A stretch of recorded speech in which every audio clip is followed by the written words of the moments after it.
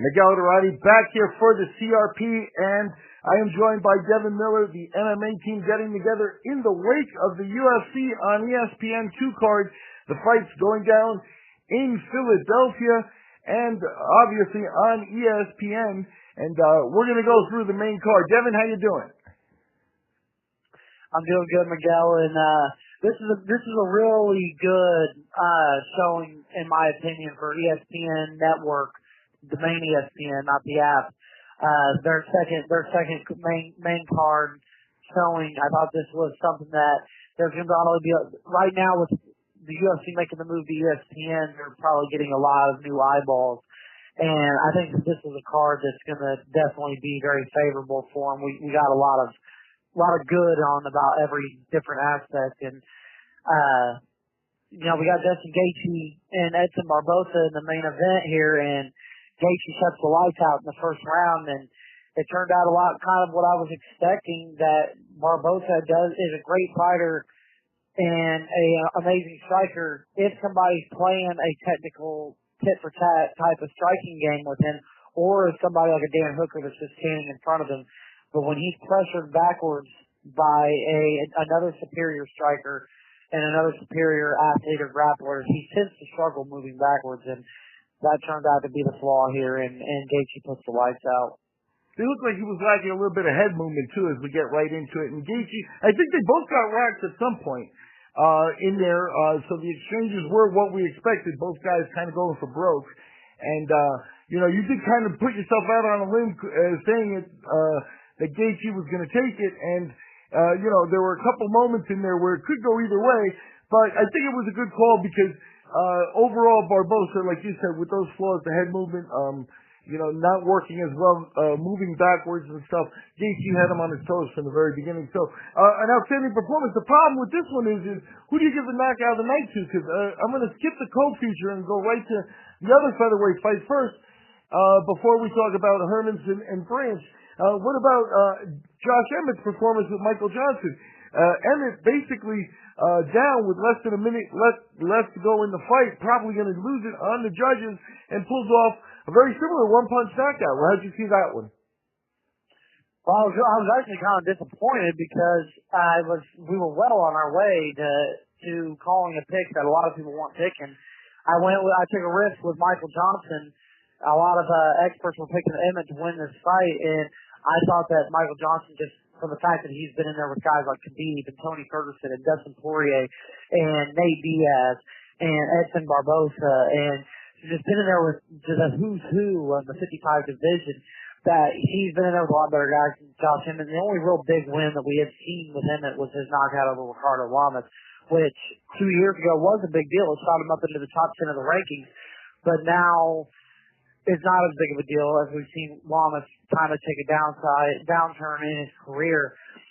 But that was just a devastating, great comeback knockout with less than a minute to go in the fight. I would still give it to Gaethje just because when we look at Gaethje right now, knocking out Barboza, I mean, it's time that we really start talking about just how elite he is. I mean, he came in to the UFC with a 17-0 professional mixed martial arts record, and was a former World Series of Fighting champion. Had a fantastic debut with Michael Johnson, who, while we're on that topic, where he was rocked several times, ended up finishing Johnson in the second round. Dana White called it the best UFC debut he's ever seen. It was a main event of a fight night on International Fight Week, the night before the pay-per-view on the Ultimate Fighter finale. Then he comes back and he fights Eddie Alvarez, which was his first loss of his career, but he was super competitive in that fight, was rocking Eddie, and that's only his second fight in UFC. It was the back and forth, just amazing fight that Eddie ended up pulling out a third-round finish in. And then he lost the fight to Dustin Poirier, which was another very competitive fight that he had Poirier on the ropes several times in that fight, and Poirier, that was really the fight that sent Poirier over the edge, where it's like, okay, Poirier is no longer the young kid who's got a lot of talent that's choking in big fights. He's pulling together good wins in very competitive fights against top level talent. But since those two setbacks, the only two losses of his career in very competitive fights against top-level world-class talent, he's now pulled out 2 first-round knockouts. So, in my opinion now, Justin Gaethje is a top-5 lightweight in already an incredibly stacked division. He's kind of somebody that people have slept on. But after tonight, I am very interested in serious contender fights with him and possibly Tony Ferguson or Dustin Poirier, a run back with that, or even Conor McGregor, Ally Aquina, Donald Cerrone, any of these guys. Justin Gaethje that's money. That's a great fight, and he might be right there with Donald Cerrone and Robbie Lawler as one of the top 2 or 3 most popular fighters in the UFC now, because everybody knows when he comes and he fights, he brings it, and I love that about Justin Gaethje, and I'm very excited about his future. And as for Josh Emmett, I think people are going to remember with this fight that he was losing this fight. He was losing everything up until the finish. He was getting outstruck. He was swinging it air a lot of times. He caught him a couple times, but it never really seemed to hurt Johnson. He's got dynamite in his hand, and he solidifies himself as a top 10 featherweight in this division. I think that he can be expected to probably be up in there with somebody pretty solid next, and I think a possibility would be Sodiq. And I don't know if that's going to be a good matchup for him, but he might have the most just lethal power in this division, along with guys like Jeremy Stevens, and that's going to make him threatening in any fight. But this one was a little hard for me because he was losing the fight. Yep. Now, let's go back to the co-feature because we don't want to sleep on it. And I hate to say it, but you were right. I was wrong. Jack Hermansson bought it, and he made short work of David Branch. Branch, a real veteran with a good resume. I think he has respect across the board in the business kind of thing as a guy, that presents a tough matchup for anyone. But Hermansson ran through him like butter, basically. Yeah, dude, that was very impressive, and I don't think that should be slept on, because Jack Hermansson's becoming an elite middleweight, and I think we have a new contender. He definitely deserves a number on next to his name. I think approaching top 10, if not already in the top 10, and I'm very interested to see who he gets put in there next with. He's now 6-2 in the UFC. He's on a 3-fight win streak. He does have a few losses in his UFC tenure. He got submitted back in 2016 by Cesar Ferreira, who's a very good fighter. It was only his second fight in the UFC, so he gets new territory benefit of the doubt for that. And he got knocked out by Thiago Santos, which this fight right here with Branch shows that MMA math isn't always consistent all the time. For example, Branch knocks out Santos, Santos knocks out Hermansson, but Hermansson finishes David Branch. So there's a little triangle there, which is interesting. But Thiago Santos is the type that can knock out anybody on any given night. So that was his last loss. And other than that, man, he's just ragdolling guys. When he compared himself to Khabib in the pre-fight, I had a buddy here with me who just was kind of like, oh, did he really just do that? Did he just compare himself to Khabib? I'm like, well, wait till you see him fight. He really is very smothering. And sure enough, he comes out, and that throw on a high-level guy like David Branch is very impressive. And the way he set up that guillotine, all I can say about this, that head arm and guillotine, setting it up from the back, there's going to be gyms across America come Monday morning that will be drilling that technique. And so that was very impressive. And Jack Hermansson is definitely one of the stars of the night, and I'm definitely very, very interested in seeing him in a contender fight going forward, because that was very impressive. And going through the rest of the main card, we had another one that went exactly the way you called it, and that's Michelle Waterson and Karolina Kowalkiewicz. Waterson came in with a real tight game plan. It was to the point where she was ready to shine. It was a good opportunity for her, and she made the most of her moment. She sure did, man. She's somebody you can just tell. I really love this girl. You can just tell that she's just soaking in, still at 33 years old, all of the knowledge that's coming from the camp around her, and she's continuing to improve, and they're making her better. They look at her as somebody who is a sponge, who is easy to teach, and she's getting better. And the only thing that really kind of has concerned me in the past, and still kind of concerns me, is that she has fought at atom weight. She's fought at 105 pounds before. She looks small pretty much against anybody she's been in there against, but when you've got high-level competitors like Karolina, Kowalkiewicz, and Felice Harry, who are strong girls and definitely big for this weight division, and she's pulling off some very impressive throws and controlling them on the mat now, and she's added that to the whole karate hottie staple, where she's been known primarily as a stand-up fighter, but now she's definitely developed a very strong grappling game. And she was doing this against girls like Courtney Casey, who I think is very impressive, a very solid fighter. And Felice Karolina, 3 wins in a row now. She's very impressive, and she was a former Invicta champion. She is now 5-2 inside the octagon. She's got wins over Paige Van Sant and the 3 I mentioned. Her 2 losses were against her current champion, Rose Namajunas, who did kind of steamroll her and finished her in the second round, dropped her with a head kick, took her back, took her out. And she also assisted Tisha Torres. But I feel like she went back to the drawing board with that and really has corrected stuff. And with her name value, her personality, the fact that she was on Sports Illustrated's cover for the body issue a couple of years ago, and she's definitely got the personality and the fighting style to be right in line for the UFC to promote her. And now she just pulled off a win against the number 6 contender. I think that we're looking at her in a potential title eliminator fight in her next fight. She's definitely putting herself in the line, and it's cool to see her pulling together a nice win streak in this division. Yep, that's Michelle Waterson coming out with the 30-27 victory across the board against Karolina Kowalkiewicz here. Moving on, we started off with some light heavyweight action, and Paul Craig taking on Kennedy Nzechukwu. Nzechukwu we have selected as our prospect of the week. I'm not ready to back off of him as a prospect, but he's got some work to do.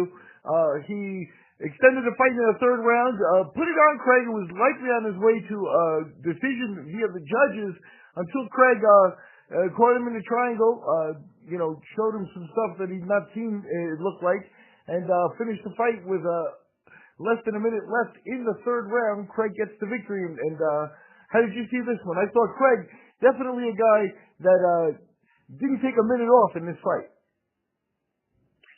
No, he didn't, and this was our first time losing on the prospect of the week pick, and this fight for me was actually kind of frustrating because Kennedy and Nzechukwu, you saw moments of power and violence and this type of aggression that we need to see out of him, and then we saw just so much time of just a lack of volume and a lack of intensity in him, and I don't understand it. And one thing Paul Craig seemed he wasn't transitioning great, but he was still coming at him. He was still willing to pull guard and throw techniques out, and we definitely did see the inexperience in Kennedy and Nzechukwu tonight, and Paul Craig stayed in there and was throwing up techniques and being willing to pull guard and take risk all the way up until the end of the 3rd round. And he really kind of saved his UFC career here because he came in 2-3. If he would have went down 2-4 in his UFC tenure, he would have probably been looking at getting cut. Pulls off a nice finish. So he probably saved himself. I do agree with you, though, that Kennedy is still a prospect. I guess he's only been training since he was 21 years old, so he's only 5 years in. He's a baby in the sport, man. But he does have some holes, man. His top game needs tightened up. He needs to learn how to put together more combinations. His wrestling does seem to have improved, and he was doing a real good job of stuffing shots into the cage and landing elbows on him. But at the same time, Paul Craig's not a high-level wrestler, so there's definitely some holes in Kennedy and Nzechukwu's game. But he's young in a division that tends to be able to sustain somebody later in their career than the lower weight classes. does. Heavyweight and light heavyweight have been notorious for the divisions that we've seen people fighting into their late 30s and even early 40s. So with him only being 26 years old, I think he's got years to improve, and I think that he'll be back. Yeah, like you said, I think the biggest questions that are left open are in the mindset. Can you get him hyped up and mean? Can you get him aggressive in a fight instead of backing off? There were moments where he just seemed to be so much more powerful than Craig. He shrugged him off several times. There are times where he's making mistakes in defense, but he's getting away with it because of strength and his physicality and stuff. He's not good enough to put himself in some of the risky situations he put himself in, letting Craig trap the legs and things like that early going. So definitely he needs some tightening up in the overall game plans. He can't go in there with raw, physicality anymore against these guys in the UFC and just count on that. And that's what it looked like there. With the opening fight, we had a good little scrap in the lightweight division between Sodiq, Yusuff, and Sheymon Moraes. Why don't you take us through that one? Moraes, at the end of the day, went down by unanimous decision, even though he was ahead throughout most of the fight. Yeah, I picked Yusuff to win this fight, and this is our first fight call of the night, and I was very impressed with both of these guys. I think that both of these guys are going to be potential top 10 ranked guys in the future. They're both very young. Moraes fought very tough. Yusuff, I thought, pulled out the first round with his leg kicks and his pressure, landed some solid shots. Moraes was still getting his timing. I thought Moraes won the second round. Third round was very close until Yusuff dropped him at the end, and Moraes showed his toughness to survive that. But Yusuff is a guy, 25 years old. He's currently 9-1. This is his 10th fight as a professional. He's coming off the Contender Series where he won a unanimous decision against Mike Davis back in July of 2018 on Dana's Contender Series, and now he's 2-0 inside the octagon. I think that he's a very promising fighter. One thing I noticed with these guys is they just don't make very much mistakes at all. And as Dominic Cruz kept saying, they were making the right reads at the right time and making adjustments in the middle on the fly.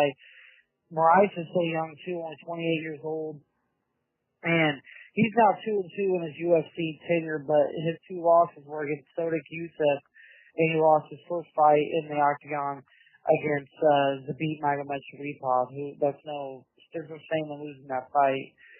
So I think we're going to see him back again because he fought very tough today. And I'm very impressed with both these guys. And I'm going to be looking forward to seeing both of these guys fight again. And I like to see two young, hungry guys competing at such a disciplined level and with such disciplined talent. And, Sodiq pulled this one out. I think his power ended up being the difference, but man, it was a close fight and very technical. And both these guys are born fighters with a lot of talent. And the UFC on ESPN2 delivered 3 finishes in the last set of 6 fights in the main card. And we went 4-2 overall on our picks, Dev, so we're moving right along there in terms of the wage rate stuff. And what do you think you do next with Gaethje? You said you wanted to see Gaethje in against like a Dustin Poirier type or someone along those lines. But is that what you want to see next from him, or would you move him right into a title shot with Khabib? Well, I definitely wouldn't do a title shot with Khabib yet, with Tony Ferguson still out there and them about to do this interim title fight. I think it is interesting what happens with Gaethje next because you got Iaquinta scheduled to fight Cerrone, and Iaquinta is ranked ahead of Gaethje, but Gaethje made it very clear he wants guys that are in front of him. When you look at his division, you got Khabib at the top, you got Ferguson right underneath him. Conor McGregor officially, I guess, retired, which I don't think anybody believes that.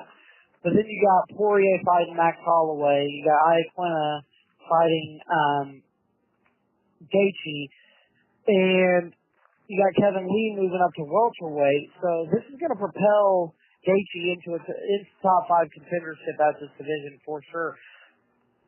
I like the idea of a fight with him in either Gregor Gillespie or Paul Felder.